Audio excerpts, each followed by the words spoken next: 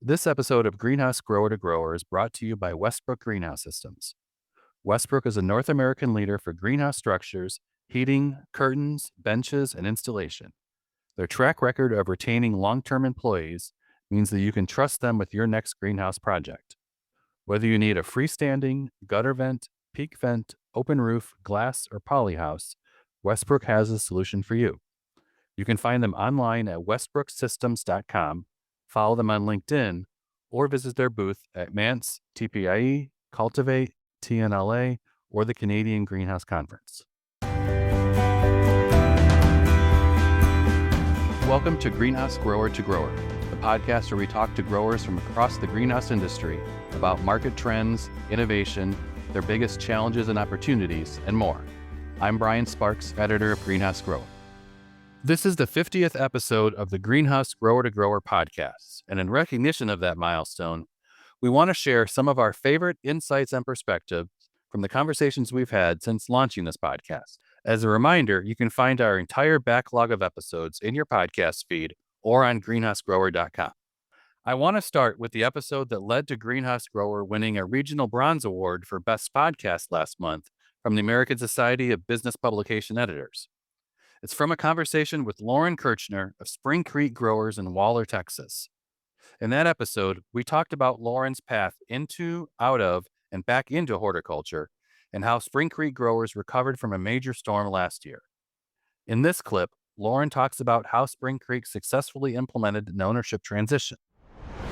Start by saying it's not easy. And, I'm happy to report that I feel like we're on the finishing side of all of the work that we've gone into, putting this plan together for our own family and for all of our employees. I feel just as honor bound to them as I do my own family, and that we're sustaining, their livelihoods and, their food on the table for their children and their children's baseball and, things like that. So it's certainly something that we didn't take lightly, but we knew we needed external help. We knew that the four of us, and my sister as well, who doesn't work in the business, like, we knew we needed somebody professional to help us through that. Yeah. And I think that that's really a hard conversation for many family businesses for a number of reasons. One, I feel like in my experience, people in family businesses are really opinionated and really emotional and really tied to, defining who they are by their business. Yeah. And I see that especially in our industry. And, there's been so many great people that have successful businesses, but, their definition of who they are is really of their business. Mm-hmm. And so trying to kind of unravel that, in that the business is a piece of us, the business is not us. And I think kind of getting over that hurdle was challenging, to kind of reframe it and reprocess it in your Yeah. mind. Because for us, growing up in this family business from the Christmas tree farm and then the commercial nursery, it is emotional because there is so much sacrifice made in making a successful business, whether it's time away from your kids, late nights, time away from dinners, and financial, right? Like, you're putting your own dollars into something to create it from nothing. Yeah. So it's easy to understand why people feel defined by their business. But unraveling that and kind of taking a step back from that and looking at it as an entity was also like a big challenge and a big hurdle. And then we just kind of had to come to an agreement on, like, what was best for the family. Mm-hmm. And honestly, that part took probably a year to discuss and work through, of like, Okay. what do each of us as individuals truly want? Do we see a lifetime of us working into this business until we're 65? Do some of us want to only stay in it another 5 to 10 more years and then try something else? Yeah. Who are our dependents going to be at that time? Our children, are some of us going to have young children? Are some of us going to have older children? We're going to be at a different place in life too. Mm-hmm. And so, how do we plan for that change in place in life of paying for college or daycare or whatever? Yeah. So it was a lot of very, like, challenging forward thinking of, like, who we are today and who we are going to be in, 5 to 10 years as well, Right. which is hard, and, like, stuff happens to you out of your control. Oh, sure. And So just thinking through that was challenging for myself, like as an individual, and then bringing everybody else into the mix as well of like how do we plan for retirement and like I said, college. So that was hard, and to kind of be honest with yourself of what the implications of this business mean Right. to me, to my sister, to my brother, Mm. as that second generation. Yeah. There's a lot to learn from, I think, other businesses in this industry. Green Circle, I think, is one that I always talk about, that like they seem like they did a really great job. They have a really nice format, I think, those guys there, and there's others too that have done a really good job. Saunders Brothers is one of our other good friends, and Okay.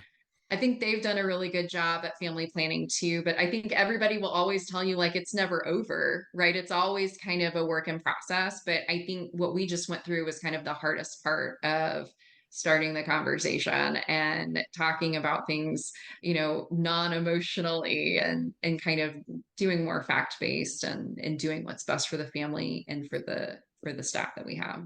Okay. And I think you mentioned that you had gone through Charlie Hall's Eagle program as well. Mhm. How did that play a role in some of this?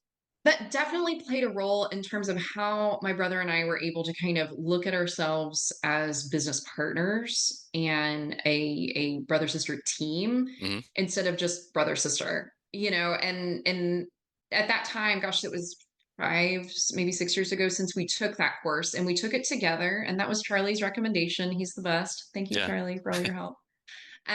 But whenever we were in that course together, the probably one of the more stressful moments in both of our lives was doing the capstone presentation, in which we brought, the nitty-gritty of our business in front of our classmates and to some business experts that we did not know. Yeah. And I, remember going through that with him, just like, oh my gosh, are we even going to get through this? We were both insanely nervous, but we did, and it was such an amazing experience for Evan and I to be able to understand each other a little bit more deeply on a business level, and not just a family personal level. And so I feel like for us that was really step one in like how we are able to communicate with each other, Mm. in a positive way.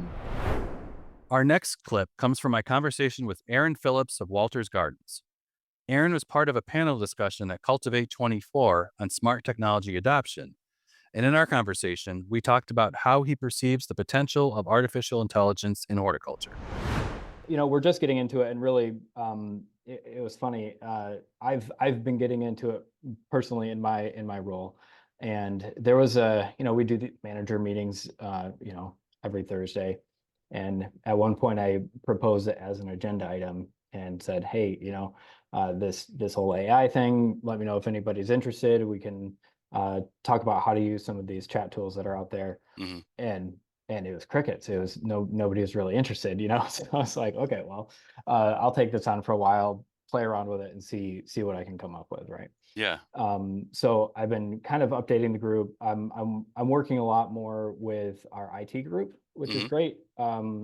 At one point when we connected at Cultivate, I kind of talked about, and on the panel discussion, I talked about having our own ERP system that's been developed in-house, over the decades. And Hmm.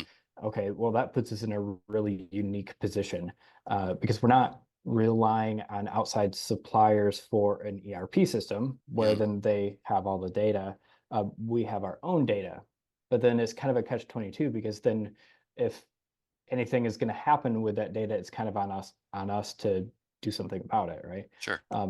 So with a outside ERP supplier, if they feel like they want to get into AI or some kind of AI layers in their ERP system, you're kind of at their mercy of what they want to apply AI to.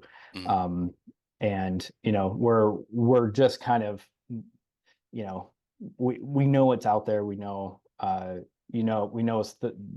it's going to be the future, sooner or later. Right. But then what does that look like? So, from a greenhouse systems manager standpoint, that's my title. It's Hmm. just kind of all of these bigger ideas and how things run.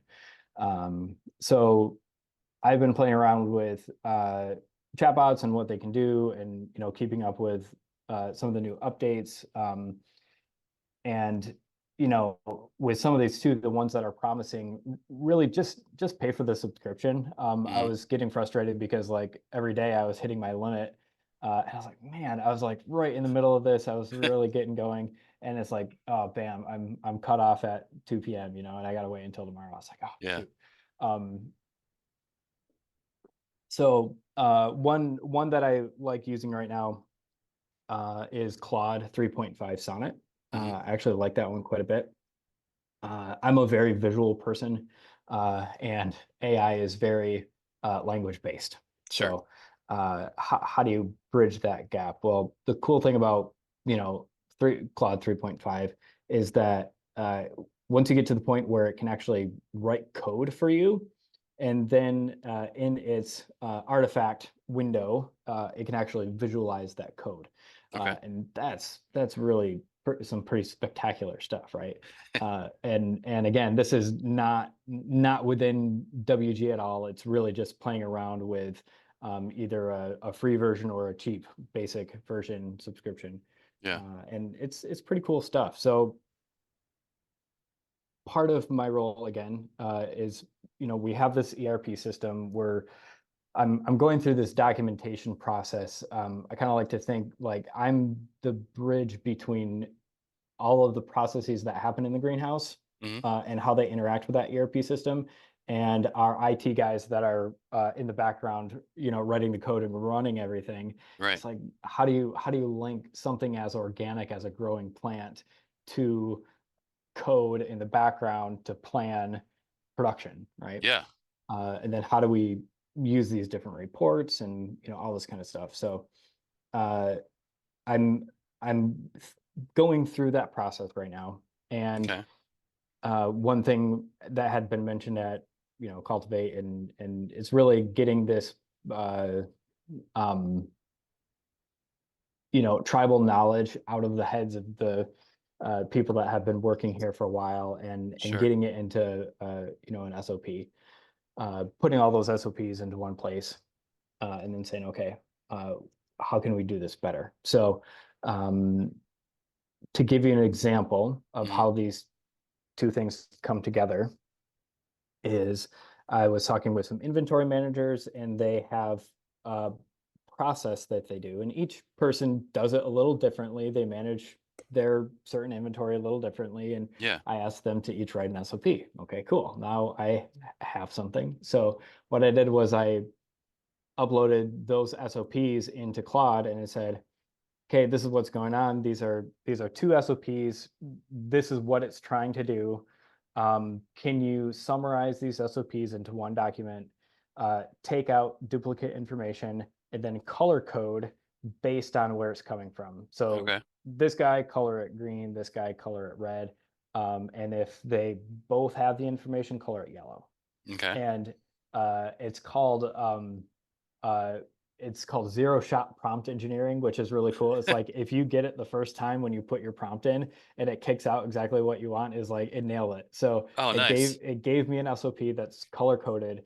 And then the cool thing was that I just copied it, sent it in an email to those two people and say, hey, can you I quote unquote combined your SOPs. Can you review this and send me your feedback? Yeah. So within a few, I would say it was about a 15 or 20-minute process to get some feedback from these guys. It would have taken me 2 hours to go through these two documents and mesh them together myself, and then have a follow-up meeting. So it can happen pretty quickly. And then the other thing too is I didn't tell them that I ran it through a chatbot, Hmm. or it was AI generated. I sent it back to them, and they're like, oh yeah, just change these few words here and there, and then switch these two sentences, and then you're done. Yeah. So it's like, man, I was pretty impressed with. They didn't call me out, like say, what did you just send me, like this is gibberish. One of my favorite conversations for this podcast was with Michelle Opella at Costa Farms. Michelle's passion for working with biocontrols and her constant drive to learn more was evident immediately. In this clip, Michelle talks about how she keeps up with the latest information in a rapidly evolving field. It is a rapidly growing, fairly new area of horticulture. Hmm. And we think we know, but it seems like every year the things that we thought that we knew change. Yeah. And so it's definitely one of the more, I think it's challenging to keep up with. In the beginning, what I would do is I would just ask everyone. I'm very lucky at Costa to have a huge plethora of resources available, both Hmm. internally and externally. So I really leverage those in the beginning. I also always try to attend Cultivate and events like that. That's where you're going to see a lot of these companies launching these new products and Hmm. giving in-depth information about these new products. And so those those is where I get the majority of my information. But I Okay. want to also highlight our internal team because cost is huge and there's a lot of knowledge at this company. I bet if I did the math, it would be somewhere between 1,000 or a couple 100,000 years of experience collectively. Hmm. So, internally, sharing information and learning from each other has been huge. Yeah. Um, and, early on, I really didn't know biocontrol. And I'm very grateful for the biological companies and some of the consultants that we worked with to really guide me and teach me a lot of these things. Yeah. Because there is a lot of misinformation out there, especially on this topic. Hmm. And it is so important to make sure you're getting your information from legitimate sources, Yeah. because even though the information changes, it may be correct one year and then the next year it changes, there's also information out there that's just wrong. And Hmm. so making sure you're getting your information from good sources is so important. Yeah. So you've got these programs set in place now. So I would imagine one of the, I don't want to say challenge, but it's an issue, would be communicating the benefits of biocontrols and what it entails to some of Costa's customers, whether it's the Yeah. store, the retail buyer, or the end consumer for that matter. I know Costa does a lot of direct to consumer education. How does Mhm. that process work, and do you play a role in any of that? I do. It's very exciting. I'm really happy we're talking about this. This is something I think, the addition, we've had a few changes in the past few years with our marketing department and the directions that we've been going, but Mm. I'm very, very happy with the direction of the marketing department and, our communication with end consumers as well as customers right now. Yeah. Mari, who I think you talked to a few weeks ago, she and I had the opportunity to meet, and she is very passionate about this topic. Mm. And they do actually bring me in quite a bit to help with some projects, initiatives, educational material, et cetera, things like that. And I'm Mm. very excited because, we're working on a lot of things behind the background. That's all I can say. But Yeah. I think that there's going to be a lot more of Costa really stepping into that role in communicating with end consumers. What is biocontrol? Like, what does it look like? Why are we using it? Et cetera, et cetera. We've started to kind of scratch the surface of that. Yeah. But I think we're definitely trying a little bit more in upcoming years. It is one of those topics that, historically we've been a little trepidatious about Hmm. because you don't know how the end consumer is going to respond to bugs on plants. Right. Yeah. There's this mentality out there that the only good bug is a dead bug, and a lot of end consumers buy into that. Yeah. And so, it's always been kind of, I think we've been very smart in being cautious about how we address this with the end consumer. Hmm. Um, and then in terms of our actual customers, like Lowe's, Home Depot, Walmart, things like that, Yeah. they're also very interested in this, biological approach. It is a fine line, and it is definitely challenging, because with biologicals, your your thresholds are pretty unforgiving. Hmm. So what I mean to say is, as a commercial producer for ornamental plants, our plants need to be pristine and immaculate. Right. And, you know, with a biological program, sometimes you're not going to have 100% immaculate plants. So a great example of this is aphids. Um, this is a challenge that we've had a few years. Hmm. There are aphid parasitoids out there. and we use them heavily in North Carolina. And so we have a population of aphids we may not even know because we didn't catch it on the plants. Sure. And we have parasitoids coming in as part of our program and, parasitizing these, and they turn into mummies, which are big, brown balloons on these plants.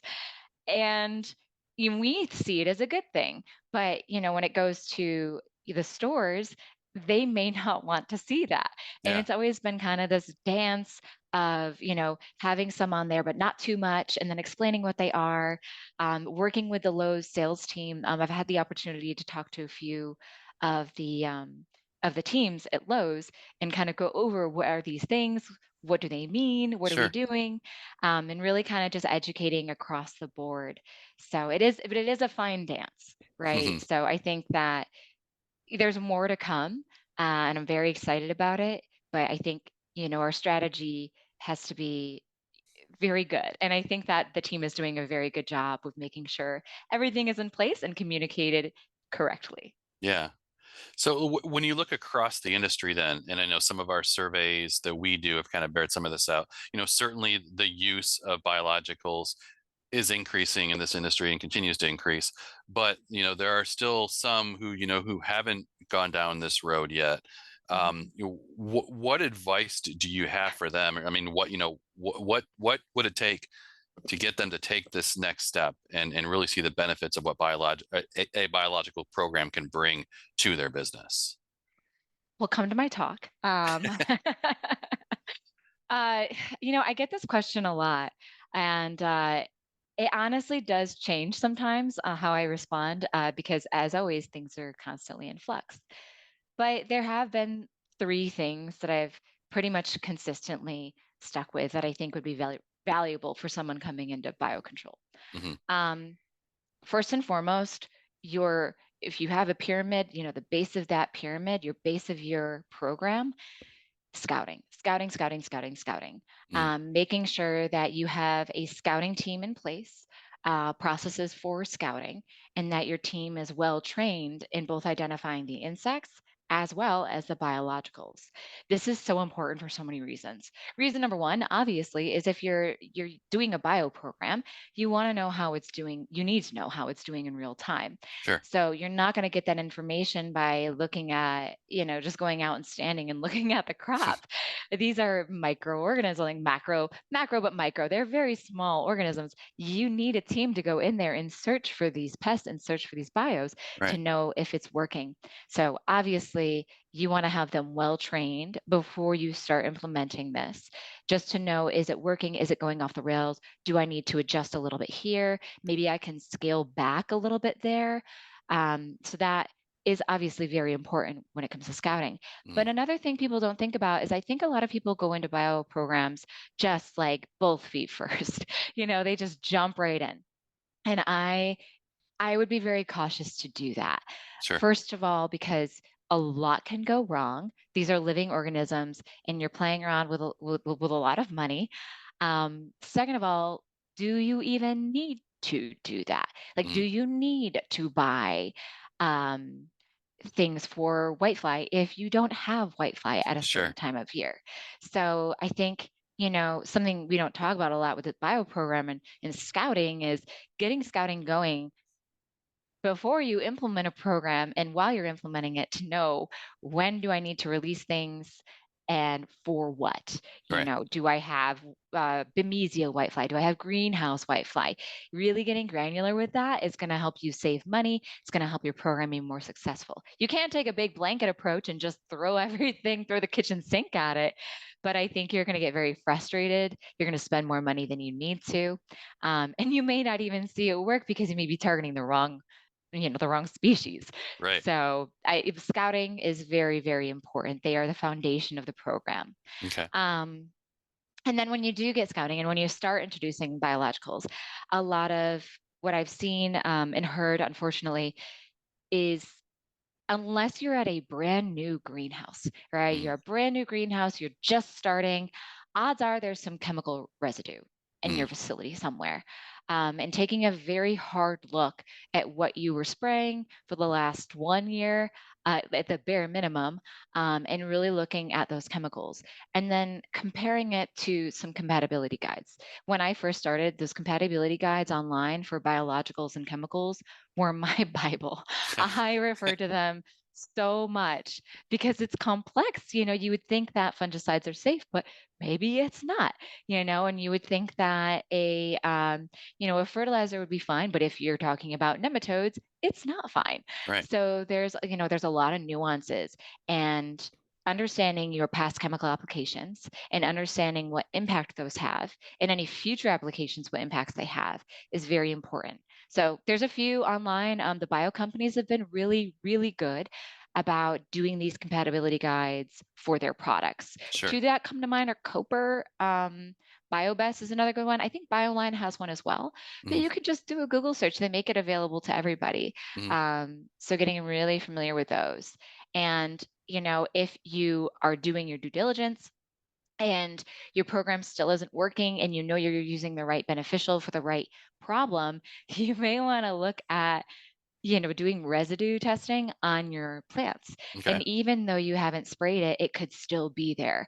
Um, I've heard of this one greenhouse somewhere where, they were trying to get this program going and they were struggling. So they sent out tissue for residue testing, and they found all of these very incompatible chemicals on their plants. Ah. And they were like, where is this coming from? They were pulling their hair out because they hadn't applied it. They didn't even have the chemical on the property anymore.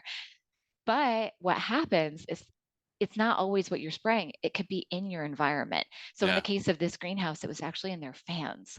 Oh, really? Yeah. And it's not a lot, right? Insects don't need, if it's one of those very incompatible chemicals, it doesn't take a lot to throw a program off. And it was blowing, it was doing its job. It was Mhm. the fan in the greenhouse, but it was constantly inoculating these plants with this pesticide. Yeah. And they had to do swabs and figure all this stuff out. So again, chemicals can have long lasting effects depending on which ones you're using. Mhm. With that being said, I am not anti-chemical. You're going to have to use chemicals, especially when you're getting your program going. But Sure. making sure that you're using chemicals that are compatible is very important as you kind of wean your production to a more biological program. Not every conversation we've had has been with a big growing operation or even a medium sized one. Last year, I caught up with Mimo Davis, co founder of Urban Buds outside of St. Louis, to learn more about her path from social work to floriculture and how the company emerged from the COVID-19 pandemic stronger than ever. So when we took it over, there was just the greenhouse and some land, and we put up all the high tunnels, and have progressively grown the business. We sell about 80 varieties of cut flowers, Okay. and year round. We Mhm. do winter production. We believe it's really important for us as cut flower growers to do season extension work, because if you think of all the major floral holidays, Yeah. when are they? And if we didn't do season extension, we would we would enter the marketplace around June, Mhm. right? And that is basically when all those big events are over. Yeah. If you think about it, it starts with Valentine's Day and then it goes into all the other holidays, Mother's Day, Easter, they're all, before June, you Yeah. know. So it just made sense for us to that's a lot of money to leave on the table. Right. And and I love winter growing. And it's one of my favorites. Right now we have blooming freesia, ranunculus, anemones, eucalyptus, tulips. Wow. Um, what else is out there? Yeah, that's just a little bit of what's going on. Okay. So we just it's really interesting because we're doing this on a really small scale, Yeah. intensive, excuse me, very intensive growing methods. Right. And this works for cut flowers because we plant cut flowers are planted so intensively, so that they can we plant really closely, and that gives us a straight, erect stem that we really need for our industry. Before we go any further, I do want to take a step back just a little bit and talk about your own background and then how that contributed to the formation of the company. And especially, I know you've got involvement with the Association of Specialty Cut Flower Growers, how that ties in as well. Yeah, my own background. Wow. Okay, so you ready for it? Oh, yeah. I was actually a social worker in New York City, Okay. working with street kids, knew nothing about growing plants, zero. I mean, zero in 1989. And and basically my mother started dating a guy in Missouri who and I was living in a studio apartment, paying $1,500 a month, living the great life, walking out the door. I was that girl, Marlo Thomas in New York City. So um and my mom started dating this guy, and she told him that she liked plants, that she loved plants, Yeah. but she traveled a lot. She really meant like a pothos sitting in a pot on a desk. Okay, that's what she really meant. Right. So they got married, and my mom was going to move from New York City to Jefferson City, Missouri. And as a wedding present, he bought her a house that had, from a master gardener, that had 132 rose bushes in the backyard, Oh, wow. and a lean-to greenhouse attached to the house that was packed with plants. Okay. I flew out for the wedding, and I'll never forget it. My mom grabbed my hand and she walked me into the greenhouse, in that little lean-to greenhouse, and she said, "I don't know what any of this stuff is, but don't let anything die," because I was going to house sit for them while they went on their honeymoon. I was going to stay there for the week, Yeah. And I hadn't got my mom a wedding present yet, and so what I did that week was that I broke off little leaves of everything, and I drove around to nurseries to try and make my mom a little scrapbook in identifying what um what the plants were, Right. to help her along after I left. In that week, I totally fell in love with, I didn't have a name for it. I had agriculture, floral culture. I don't know what this is, but wow, I'm so into it. And while I was in Missouri, I got a newspaper, and I looked at the real estate, and for what I was paying in rent in New York City in 1989, I could buy a farm, 15-acre farm with a house on it. Okay. I go from a studio apartment to a 15-acre farm with a house on it. I was It's a like, bit of a okay. change. Yeah. I was like, okay. And I did it. And, Mhm. and I did not know anything about what I was doing, absolutely nothing. Okay. But it was a major, it was in my 30s. It was a major, what is that called? The midlife crisis, Oh, right? yeah. And I did this thing. I mean, all my friends in New York were like wanting to do interventions on me. They were like, "Are you okay?" I mean, so yeah. So then I, didn't know anything. I didn't know that I could go, you know, be a wolfer on a farm somewhere. I didn't know that there weren't workshops then. We're talking about 1989, and there weren't Yeah. all these opportunities to learn. The only way I knew to learn was to retool myself by education. Mhm. So I went back to school, and got a degree in plant and soil science. Okay. And while working there, while going to school there, a person came to a classroom and did a lecture, and I was like, I'm not learning anything that I want to learn here in this educational institution, but here's this guy who has this plant nursery, and long story short, I talked to him after the class, and he hired me. Nice. I worked for him. It was a Missouri wildflower nursery. Okay. Mervyn Wallace there, and he was such a mentor to me. I was there for like 4 years with him, Okay. and every day he would give me a flat of plants. He said, "Go plant this on your farm," and I did.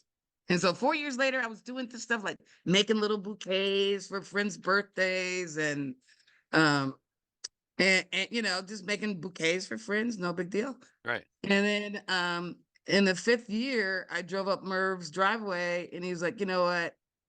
Taught you all I can. you don't need me. You need to go do something with your farm. Huh. And I was like, wow, okay. And so that year I started in the Columbia Farmers Market, Okay. um, and selling cut flowers. And, Mhm. then, and nobody was doing this. It was no, this is 30 years ago. Okay. Right. I mean, some people were doing it, but, in Missouri, mid-Missouri, it wasn't a big thing, So then I did a bucket truck and I drove around to florist shops. And I Mhm. did the farmer's market. I did, and I did drove around and sold wholesale to florists. Okay. Um, and then I started to come into the city. I was 2 hours outside of St. Louis, and I Mhm. started to come into the city, and I had a staff. I was running then 4 acres of cut flowers, Okay. and I had a staff, and I was doing it alone. And wow, it just wasn't sustainable for me. I was driving into St. Louis 2 hours one way. And I hadn't even made a sale, yet. And Huh. I was getting up at 3 o'clock in the morning to make it to farmers market on time, and it was just wasn't sustainable. Sure. I had ended up in a ditch, because I fell asleep, and you know, so by that time I had gotten a little bit. People started to know about me a little bit, and I started to in the winter do the conference circuit, and people would ask me to speak Mhm. on cut flowers. And I was in North Carolina, and they were like, "Hey, we need more African American women um, in this industry. Have you thought about, getting some letters behind your name?" And I was Okay. like, "Well, no, I hadn't really thought about it, but I was a little burnt out, and I still had the farm, Right. and and I rented it out, and I went and I took a break and went and got my master's. The program was really to go on to get a PhD, but after my master's, I was like, you know, I'm a farmer. No, no, no. We're gonna stop here, Yeah. and so then I came back to St. Louis, and a job opened up working with cooperative extension.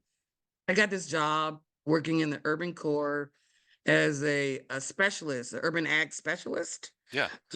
helping people set up community gardens and blah blah blah. And that was great. I was still getting my hands in the dirt, but I was a cut flower farmer, Hmm. and and I still wasn't really happy. And so I met one of my coworkers who also wanted to farm, and I was like, "Wow, okay, you want to farm? I want to farm. Why don't we farm?" But I didn't want to go back to my farm that I still owned, right? Right.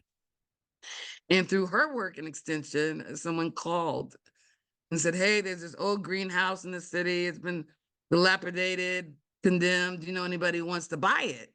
Because Yeah. we kept talking about how we were going to farm, but I didn't want to go back out to the farm. I Right. didn't want to be that far away. The St. Louis is where the marketplace was, and this is where I wanted to be. Mhm. So, condemned and vandalized, literally. I mean, we broke into the place, to come see it. I mean, we could just walk in here. And immediately I was like, saw the vision Mhm. immediately. And my business partner now, Miranda, and I, neither one of us had any kind of building experience, plumbing, what?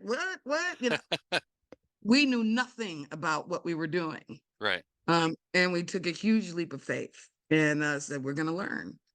And we found people to help us and move it along. And we wrote several grants, especially all of our high tunnels are came from a specialty crop block grant Okay. from the USDA. Yeah. So we see this as kind of our experimental farm. We're always trialing something. Um, and yeah, that's a long story, but that's how I got here. Finally, who better to talk to about technology adoption than Abe and Art Van Wingerden of Metrolina Greenhouses? In this clip from our conversation, Abe and Art talk about how technology can enhance rather than replace your workforce, as well as the factors that the Metrolina team considers when making decisions on whether to invest in new technology. Innovation and technology. And today, we do, maybe it might not be transplanters and things like that, but it might be a GTL, a grower task list. And we actually time everybody on what they do. And we tell them this is how long it should take. These are the standards that we have set. And, we've done that in both locations now. We've gone from right over 600 hourly associates full time to today we're under 500, and we've added 40 acres on in the last 3 years. I think, it's not that we were geniuses and figured out the labor market is going to get tight in the year 2020 because of a global pandemic. We didn't know that in the year 2000 or 1972 when we started. But what we did know was there are jobs people hate to do. And anything we can do with innovation to take jobs that people hate to do, because guess what people do on jobs they hate to do? They quit.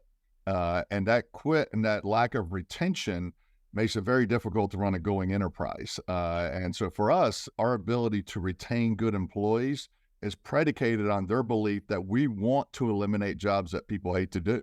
And so it's a little of a belief pattern you establish internally. And then everybody starts thinking, how can I eliminate jobs that people hate to do? Because everybody's a part of that solution. They know we've grown and we pay more per hour, and we've been able to expand our base of workers because of that concept. So it wasn't like we knew labor availability was going to be there or not be there. We were one of the first ones to introduce biomass boilers, wood boilers in the system. Well, the year we introduced that, gas was real high. We looked like geniuses. Within 2 years, gas dropped 50%, and now the wood boiler proposition didn't look as smart. But over the 15 years we've been doing it, it's worked out very well for us because the gas market ebbs and flows, and we've been able to find a heating source through technology that's stable. It's consistent year over year and doesn't lead to a lot of hand-wringing and wondering every year where oil is going to be. So I think there's just a couple of examples how you set some principles and you set some beliefs that kind of set as standards for you as you move forward. Yeah. You used the word smart there, Abe, and it made me think, there's being an early adopter is one thing, but being smart about where you're putting your investment into is another thing. You can't just throw a bunch of money into so many different things and expect everything to work out. So how do you guys approach that whole decision-making process, and what's really going to make the most sense for you guys? Even if it's something that you may be hearing, this is going to be the next big thing that's going to save the industry millions of dollars. Well, somebody's got to really figure out if that's going to be the truth or not. Yeah, I think it's a balancing act. We do some traditional ROI analysis, but we don't let that take us over the cliff. We also do some very instinctive things, but we don't let that take us over the cliff either. So it's got to be a balance of that instinct, what you learned from, and Art talks about this a lot, going around to other greenhouses and going around to other industries. I was just 3 weeks ago at Walmart's new e-fulfillment center in Dallas, Texas. I don't know if we got a plan idea out of that, but we got some ideas that, how they run their production lines there works a little different. They also, and here's the largest corporation in the world, most technically advanced corporation in the world, and they've taken some robotic parts and taken them out and said humans do that work better than the robots do. So I think it's this concept of Art and I aren't it's robots or die. It is like, no, in some cases, technology or automation in certain facets isn't a solution. The human is the solution. And so we have to take humans as part of that solution process. And I think too many times we get caught up at cultivating places like that. What's the new automatic transplanter machine? What's the new robot? What's the new this? And sometimes you have to balance that all out and realize there are some jobs and things that people do better than the current automation that's available in the marketplace. And so I think that was something we learned. Just, it wasn't like I saw a new robot and we brought it home. It was like, no, people can do some of this work just as well as automation. You just have to think through it each time. Right. Spacing robots would be one of them. That we were an early adopter of spacing robots. And then after about 4 years, we're like, wait a minute, we still have 2 people out there making sure the robots are running. We can space it faster than the robot is doing it. So we went away from that. So that doesn't mean robots are bad. It's just like a sticky machines. You have ISO and you have auto sticks, and then you can stick it by hand. So there's a lot of ways to do it. You got to figure out what's best for you and your greenhouse. And it's like Abe said, we do travel around. We travel around to Europe to see what they're doing. Cause obviously in Europe, your greenhouses, they grow one item, one size, and they grow 10,000 a week. They ship 10,000 a week. They space 10,000 a week. And they sell 10,000 a week. So they're going to figure out how to get most of the labor out of it. But what Abe was talking about, early adoption of technology, Dad obviously was into that, but it was also if we could take labor out. So take this labor that people don't like doing, take that out, give them a better job, then it's exactly what Abe said. They're going to want to stay with you. So if they got to space plants for their whole career, they're not going to do that.